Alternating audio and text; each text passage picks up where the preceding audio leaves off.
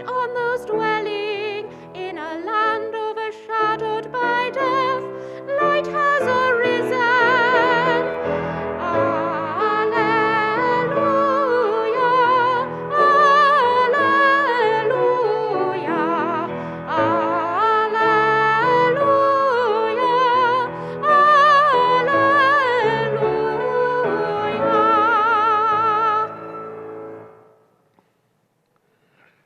The Lord be with you. And with your spirit.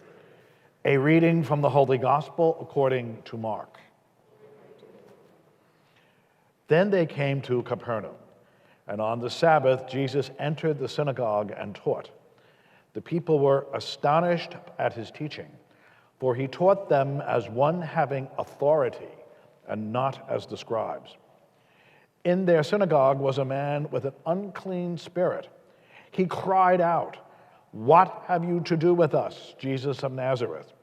Have you come to destroy us? I know who you are, the Holy One of God." Jesus rebuked him and said, "Quiet, come out of him." The unclean spirit convulsed him and with a loud cry came out of him. All were amazed and asked one another, "What is this? A new teaching with authority. He commands even the unclean spirits, and they obey him." His fame spread everywhere throughout the whole region of Galilee. The Gospel of the Lord. Praise to you, Lord Jesus Christ.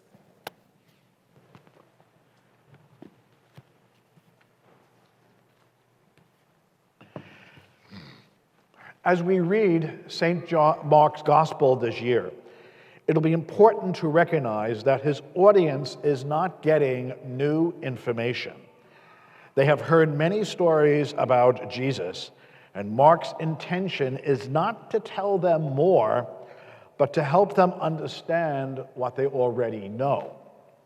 This is the first gospel, and its author deserves to be considered a major literary innovator. Indeed, he uses sophisticated literary devices to help his congregation make the decision to follow Jesus, and he can help us as well. The first thing we must realize is that we all know how this ends. Jesus is crucified. Why then does the first chapter of Mark present Jesus as a man of power? Last week, we saw that Mark calls this a gospel, good news. The immediate context for this was an imperial decree. The good news was something the emperor had done to administer the Pax Romana, the peace of Rome. As Jesus was to discover, this meant that if you disturbed the official order, Rome killed you. The peace of the dead. Jesus himself calls people into a kingdom. This was not a religious term, and those who heard it would have assumed that Jesus was a leader who would make Israel a proper kingdom by horses, chariots, and war. His power is real, but it is not based on force of any kind. He first shows his power by the call of the disciples. People were called in the Old Testament. Remember Moses and Jeremiah, to name just two. But by the time of Jesus, potential disciples would check out rabbis, and if they wanted to follow, would ask. Jesus, on the other hand, directly calls them. Today we see Jesus again showing power. He enters a synagogue and he taught with one having authority and not like the scribes. Scribes had a very flexible job description, from notaries to librarians. In this case, they were biblical commentators. In a synagogue service, a passage from the Old Testament would be read, and then a scribe would read an interpretation of it by an acknowledged teacher. No one expected a riveting performance. Jesus simply preached. Mark is not concerned today about what he said, but the way he said it. Simple, direct, to the point, and effective.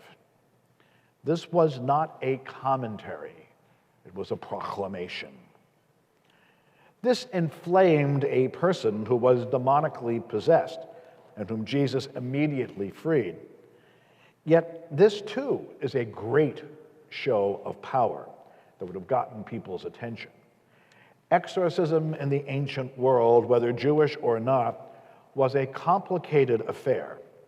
Reading descriptions of exorcisms contemporary with Jesus can be a bit tedious. Many steps, some almost comical.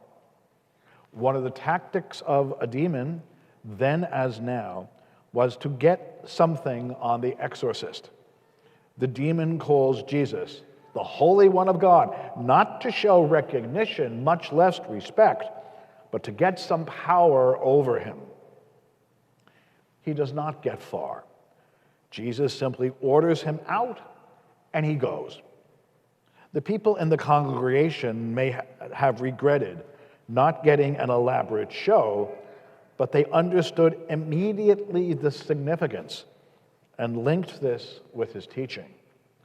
Jesus speaks the word of God, which any good Jew would have known is always powerful and effective, whether casting out demons or forming disciples. We will see the rest of the first chapter when Jesus will cure the sick, drive out more demons, and restore a leper to his family. This is real power, the peace of the living, and more powerful than the peace of Rome. Mark's readers from Palestine in the 1st century to Brooklyn in the 21st know that Jesus will be executed. Mark wants us to know that Jesus could have stopped this at any time.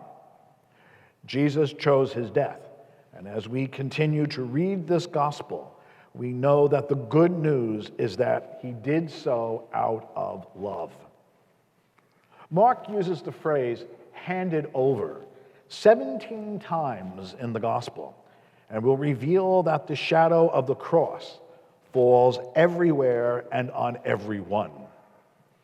As we read Mark further, we must, however, begin to look for two things.